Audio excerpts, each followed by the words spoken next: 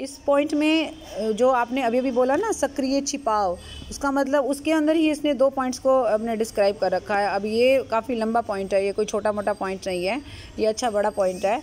जैसे महत्वपूर्ण बातों का बताना वैधानिक उत्तरदायित्व है। जब जैसे मकान बेचने की बात है, अब मकान के डॉक्यूमेंट्स में कोई पंगा है लेकिन मैं आपको नहीं बता रही हूँ, this is very wrong and this is fraudulent.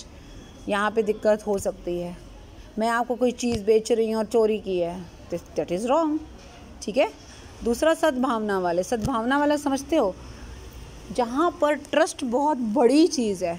एक तो मकान में किसी को बेच रही हूँ तो चलो अननोन बंदा है, लेकिन अगर मैं अपना लाइफ इंश्योरेंस करवा रही हूँ, मैं डॉक्टर के पास जा रही हूँ, डॉक्टर को आप सही बात बताओगे तो इलाज करेगा ना आपका।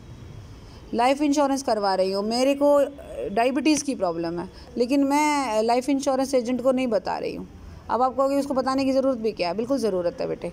जब हम अपना जीवन बीमा कराते हैं ना तो हमारे को एक मेडिकल सर्टिफिकेट देना होता है कि हमारे को ये प्रॉब्लम है, हमारी उम्र इतनी है, ठीक है, हमारी फैमिली हिस्ट्री में डायबिटीज़ तो नहीं है किसी को, मुझे तो नहीं है। जो भी बातें वो पूछे, उनके फॉर्म होता है, उस फॉर्म को फिलअप करते समय हमें ये डिक्लेरेशन देना पड़ता है कि जो इन्फॉर्मेशन मैं दे रही हूँ बिल्कुल सही दे रही हूँ, और उसी के आधार पर हमारा इंश्योरेंस होता है। अब अगर हमने उसमें झूठ बताया तो उसके आधार पर जो इंश्योरेंस होगा वहाँ पे गड़बड़ ज़रूर मिलेगी। ठीक है। तो ये सद्भावना वाले अनुबंध बेटे कुछ होते हैं जिसमें बहुत ज़्यादा, जैसे बीमे का, वही उसी का एग्जांपल दे रही थी ना, बीमे का अनुबंध। इसी तरह से भूमि विक्रय, अगर आप कोई लैंड बेच रहे हो या कोई प्रॉपर्टी बेच रहे हो उसमें गारंटी के अनुबंध। गारंटी का मतलब जैसे मान लीजिए मुझे 10,000 रुपये की ज़रूरत है और मुझे कोई दे नहीं रहा है, आपकी रेपुटेशन मार्केट में बहुत अच्छी है, मैं आपको रिक्वेस्ट करूँगी प्लीज़ मुझे कहीं से दिलवा दो। आपके कहने पे तो कोई मुझे दे भी देगा, आप मेरे साथ चले और एक बंदे से आपने मेरे को 10,000 रुपये दिलवा दिए, ठीक है, पर उस बंदे को जिसने मेरे को 10,000 दिए ना, उसको अंदर से ये पता है कि मैं फ्रॉडुलेंट हूँ, मैं ये पैसे नहीं देने वाली वापस। लेकिन उस बंदे को टेंशन किस बात की नहीं है, क्योंकि गारंटी आपने दे रखी है। अगर मैं भाग भी जाऊँगी तो वो तो आपकी गर्दन पकड़ेगा, है कि नहीं। लेकिन उसने आपको सारी बात नहीं बताई, उसको ये बताना चाहिए था कि अरे किसकी लेके आए, किसको लेके आए हो, ये तो पहले से ही कई लोगों के पैसे खा चुकी है, इसकी क्या गारंटी दे रहे हो। पर वो बंदा जानबूझ के चुप रह गया, उसको अपने उससे मतलब था, वो छुपा गया। अब वही वाली बात है ना कि वहाँ पे तो अनुबंध हम 3 लोगों के बीच में हुआ, एक मेरे और आपके बीच में, एक आपके और उसके बीच में, और एक उसके और मेरे बीच में।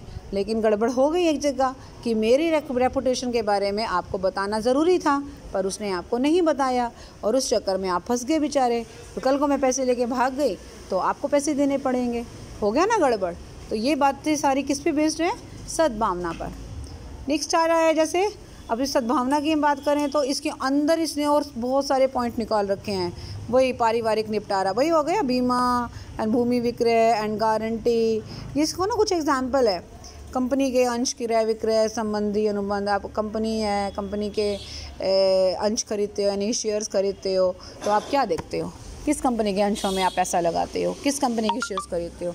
जिस कंपनी का इन्वेस्टमेंट बहुत बढ़िया है, जिस कंपनी का रिटर्न बहुत बढ़िया है। अगर कंपनी जानबूझकर अपनी बैलेंस शीट, अपने अकाउंट्स इस तरीके से बनाती है कि सामने वाले को असलियत पता ना लगे और उस चक्कर में आकर लोग उसमें पैसा लगा दें और पैसा डूब जाए, तो गलत हो जाएगा ना। किस पे बात आएगी? कंपनी में बात आएगी। तो ये वाली बात भी एक विश्वास की बात है। विवाह के अनुबंध, शादी में क्या होता है, लड़का लड़की की शादी फिक्स हो गई, पता लगा जी शादी वाले दिन ही लड़का जो है जी पहले से ही शादीशुदा है जी, उसकी तो एक बीवी कहीं लंदन वंदन में है या कहीं और है। तो ये भी विश्वास के अनुबंध होते हैं, और यहाँ पर बहुत ज़्यादा ज़रूरी है कि जो है उस विश्वास को मेंटेन किया जाए। ठीक है, आगे चले। फिर आ रहा है, जैसे एग्जाम्पल ही हैं ये छोटे छोटे साझेदारी। अब साझेदारी के अनुबंध क्या होते हैं? पार्टनर्स क्या होते हैं? सब एक जैसे मालिक होते हैं और एक दूसरे के प्रति लायबल भी होते हैं। अब साझेदार मान लो एक चोरी छिपे कुछ पैसा कमा गया और दूसरे साझेदारों को नहीं बताया, तो गलत है। यहाँ पर तो एक फ्रॉड हो गया वो, तो वहाँ फ्रॉड नहीं करना, उसको ईमानदारी से काम करना है। 2 पार्ट क्लियर हो गए ना आपके। एक तो हो गया जिसमें आप कुछ छिपाते हैं, और एक होता है जिसमें आप सद्भावना यानी कि अपना एक अच्छा वाला ओपिनियन रखते हैं, यानी कि जो बात है वो बताते हैं, आप छुपाते नहीं हैं कुछ भी। और तीसरा मौन द्वारा कपट। मौन द्वारा कपट समझा दिया कि कभी कभी ऐसा होता है कि आपको कुछ बताना होता है किसी पर्सन को और आप चुप रह जाते हो। कभी कभी आपकी चुप्पी जो होती है वो आपकी हाँ के बराबर होती है, राइट। कभी कभी आपकी चुप्पी आपकी हाँ के बराबर होती है, ठीक है। तो ऐसी परिस्थितियों में क्या होता है कि आपका मौन रहना भी ये मान के चलेगी सरकार, मतलब जो लॉ है या जो कानून है, क्यों चुप रहे, बोले क्यों नहीं। चुप रहने का मतलब आप उसको सामने वाले को धोखा देना चाह रहे थे, है कि नहीं बात। तो वहाँ पर चुप रहना आपके फ्रॉड के बराबर माना जाएगा, राइट। तो इसीलिए याद रखिए कि चुप रहने में कभी कभी, और चुप रहने का मतलब हाँ ही है, इसका मतलब चुप रहना, जहाँ चुप रहना ज़रूरी था और आप चुप रहे, इसका मतलब मौन अपने आप बोलने के समान है। आप बोले नहीं, इसका मतलब उसकी हाँ मान ली उसने, ठीक है ना। ये कुछ एग्जाम्पल हैं इसके नीचे। तो यहाँ तक बात क्लियर हो गई आपको।